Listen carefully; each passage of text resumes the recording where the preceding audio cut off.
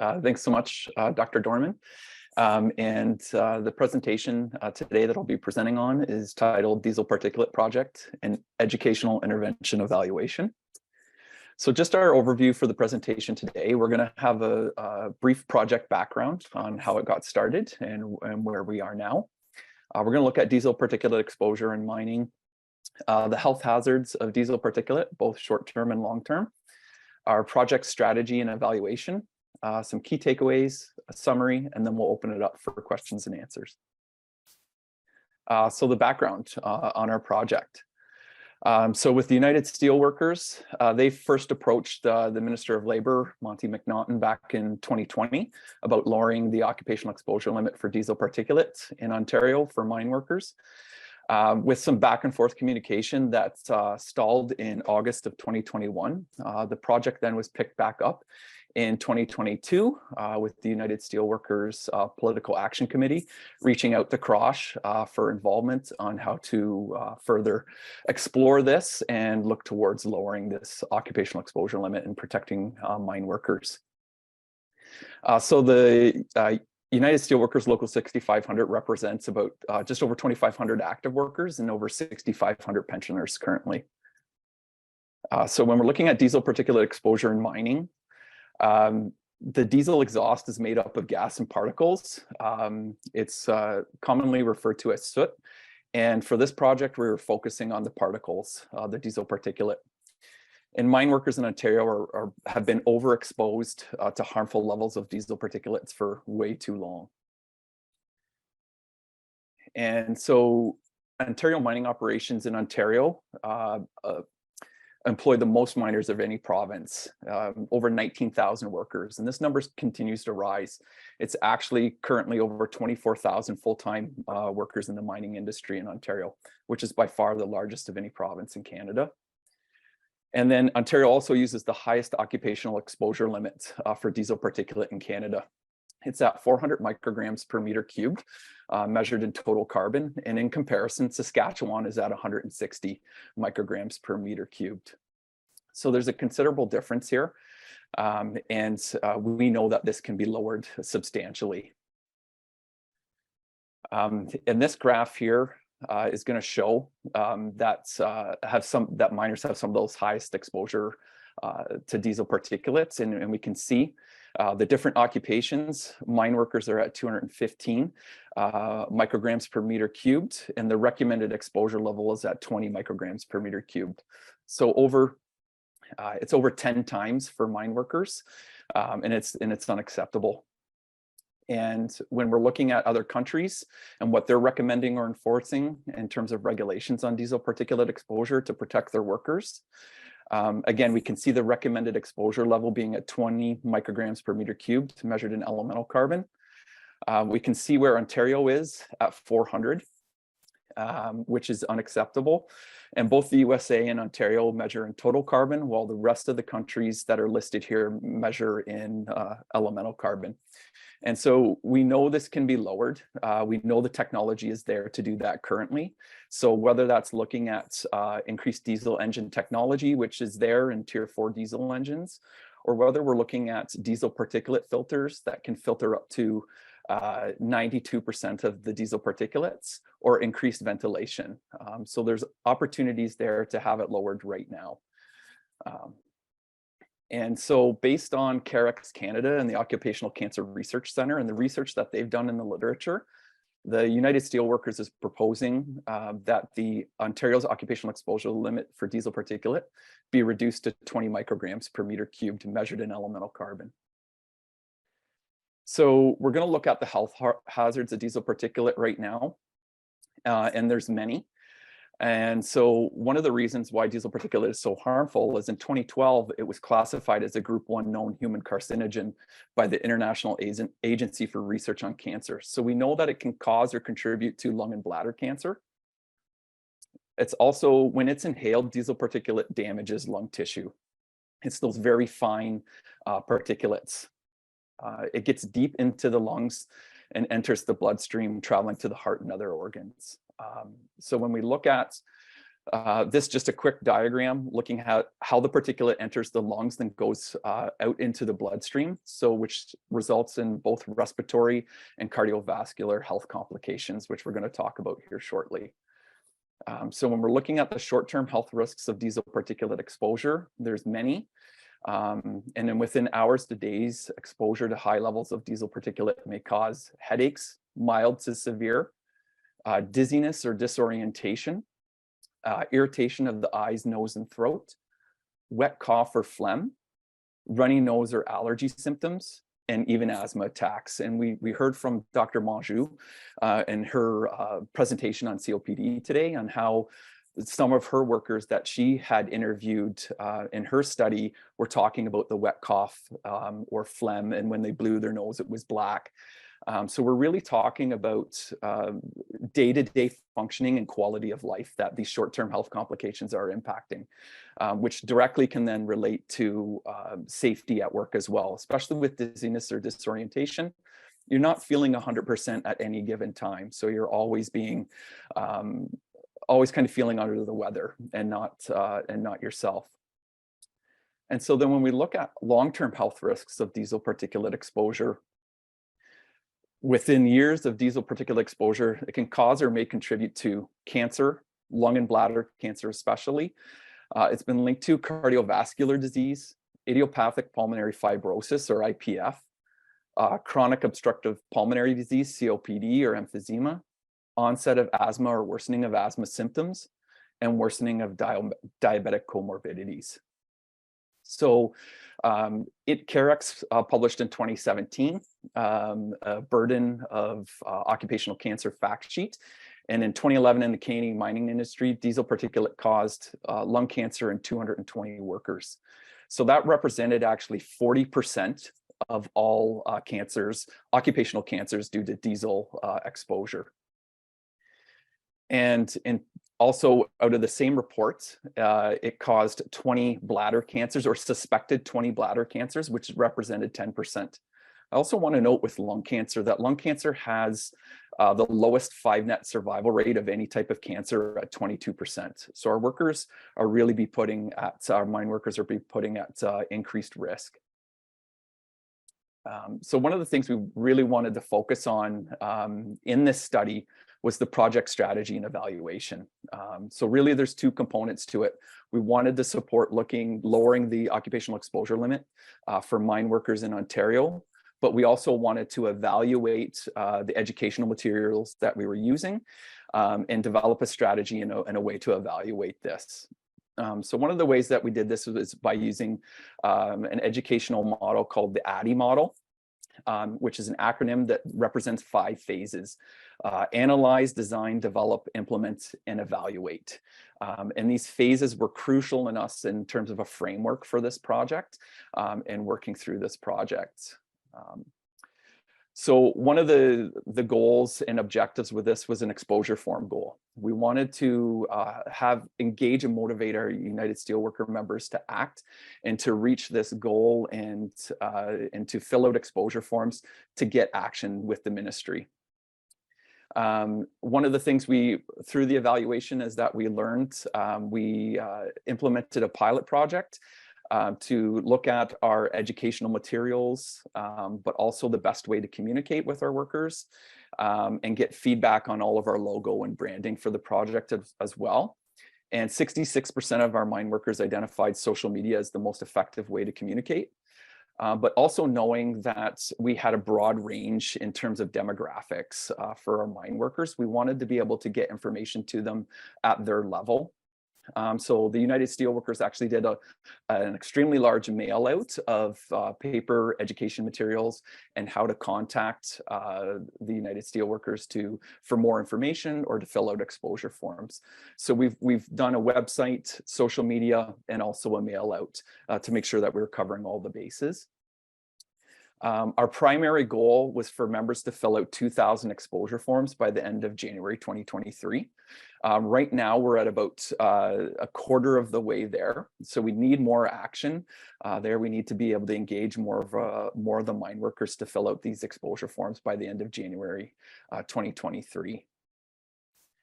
And so when we were looking at our project framework, we developed education materials and then formally evaluating the outcomes. This evaluation will help future USW projects. This was a key component to this. So for CROSH and for the United Steelworkers, we wanted to ensure that we could use this project kind of as a pilot as well. And then when the United Steelworkers was doing further outreach, further campaigns, advocating to protect their workers, that they could look at this and look at the evaluation and the feedback and say, this is what worked and this is what didn't work. And so the final report we're hoping to have done in the next couple of months, and that's going to be available for all to read on the project website, but we're also going to send it out to the ministry as well so that they have access to it and they can see all of the outcomes. So when we looked at our project timeline, this project has been involved since February of last year, actually, when the United Steelworkers reached out to CROSH. I've been involved in the project since May. And so that was looking at, again, we go back to that ADDIE model. We started to develop analysis, design, and development was done in the summer, this past summer, so May to August. And then in September, we started a pilot we did a convenience sample of 10 mine workers. And then we were able to revise the program and do a train the trainer session at the United Steelworkers Hall. And then in October, we really started to ramp up, and that's when our website launched and our social media campaign started. And then in October to November, we started to engage more of our stakeholders as well, getting them involved and getting the messages out. This also included action from the Political Action Committee at the United Steelworkers. Jerry Thibault headed that up, and Sean Stadden. And so they were able to get workers actually going out into community and talking to people in the community and sharing the information. In December, middle of December, we actually did an information session and an intake clinic in Sudbury at the United Steelworker Hall. And during that intake clinic, we had OCOW there as well as WSIB. So workers could fill out exposure forms, complete claims, do evaluations, listen to speakers, and ask questions. And it's really, this was really great in terms of getting feedback from the workers themselves that were represented there. And like Dr. Monjou said in hers, just really hearing some of the stories of the miners, what they've been exposed to, how it's impacted their lives, has been really, really impactful. And so then we're hoping in February that we're actually going to be able to send a report out to the ministry and get some action started there and continue advocating for this project. So some of the educational materials that we developed is a brochure. Just educating our workers. We wanted them to be able to receive this information, look it over at a level that they felt comfortable with, and if they had any questions, they could reach out.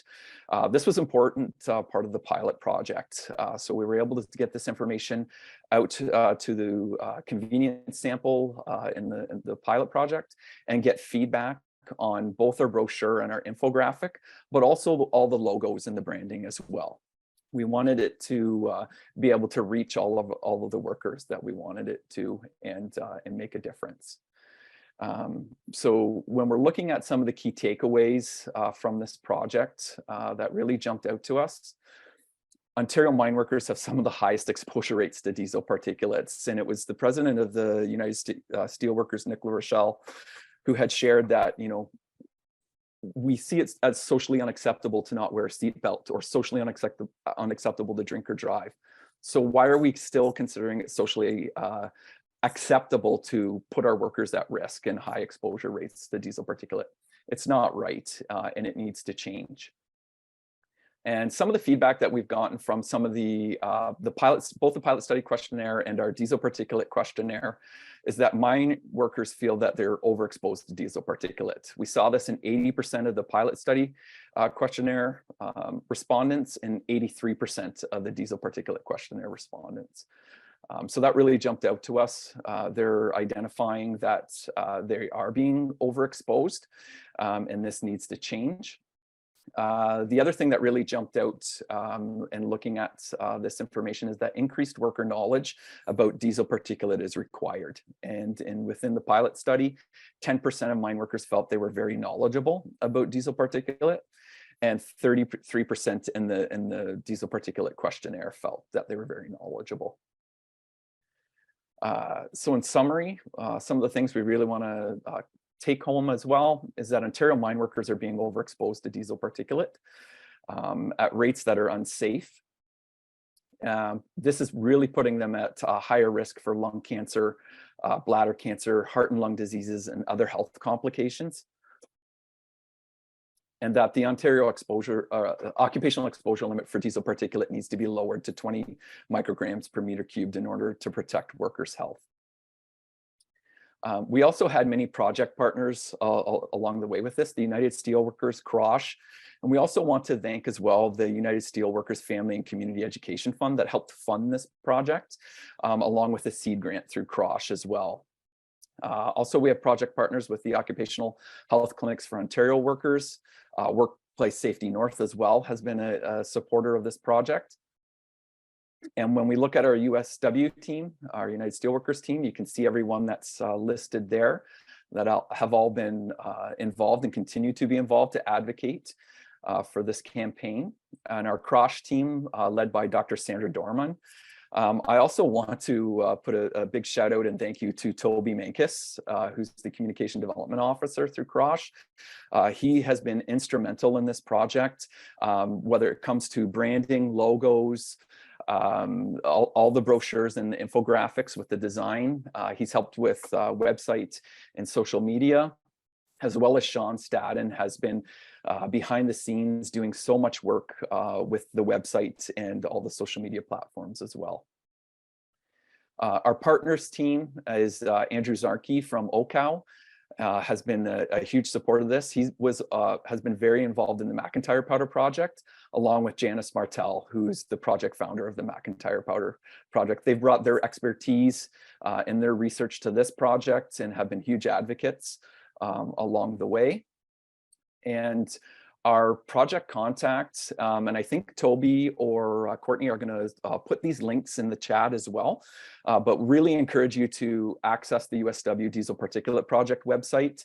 On there, you'll see there's links for if you wanted to, if you're a miner, you can go on the volunteer worker exposure link, but you can also, if you want to be a part of the project, but also if you want to send a letter to the Minister of Labour, you can do that through a link directly on the website. All of our educational materials are on there as well as a link to the Facebook and Twitter accounts. Sean Stadden is the lead from the United Steelworkers, and his email is there, and my email as well if you want to reach out to. And that is my presentation for today, and I'd like to open it up for some questions. Another great job. Well done, George. Thank you. I just wanted to add, if you don't mind, so one of the things that was also done were video testimonials. And so a couple of people, including George today, have talked about, it's meaningful. And actually, Dr. McGannon talked about this too, listening to people's stories is impactful, and that's what we remember. And so in the testimonials, there are workers or family members whose relations got cancer associated with diesel particulate as a mine worker, and they tell those stories, and they're hard to hear, but they are impactful. So and that's at the website George referred you to. So George, we've got a few questions here, and we have a few minutes to do this, so I think we're good. The first one is, what type of information are you collecting, and do you have quantitative exposure data? Yeah, that's a really good question. So kind of the information we were taking through the questionnaire, what we wanted to kind of capture was an evaluation of the educational materials. So when we looked at the materials that we were presenting to the group, to everyone, we wanted to see, after they had reviewed the educational materials, how much did they learn from that? So we're not capturing in terms of going into mines and those exposures within the mine, but we are capturing exposure forms. So workers who feel they've been exposed and want to put in an exposure form, they can start that process as well. So we are capturing that data quantitatively. So how many forms that are actually being completed. Yeah, and there is, like,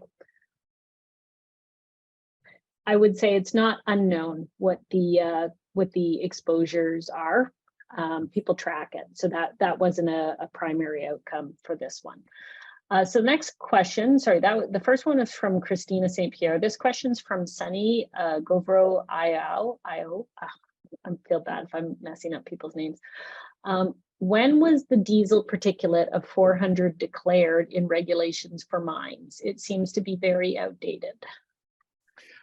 Yeah, it's extremely outdated, and it's really changed. Like in Canada, especially, that's why there's been a push, more of a push for a harmonized occupational exposure limit for diesel. Like in other countries, we are very outdated in Ontario and Canada, and we're not comparing apples to apples either. Some provinces are measuring in respirable combustible dust, some are in total carbon.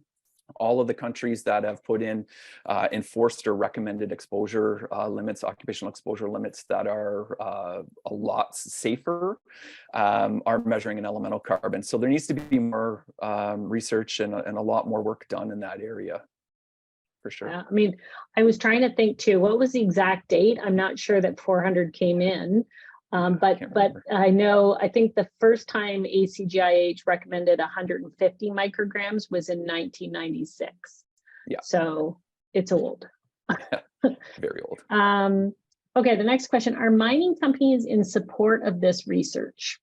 For sure, we want to keep human health a top priority, but we're curious if there are any cons to industry production, for example, just like labeling of alcohol as a carcinogen is not promoted by distributors or companies.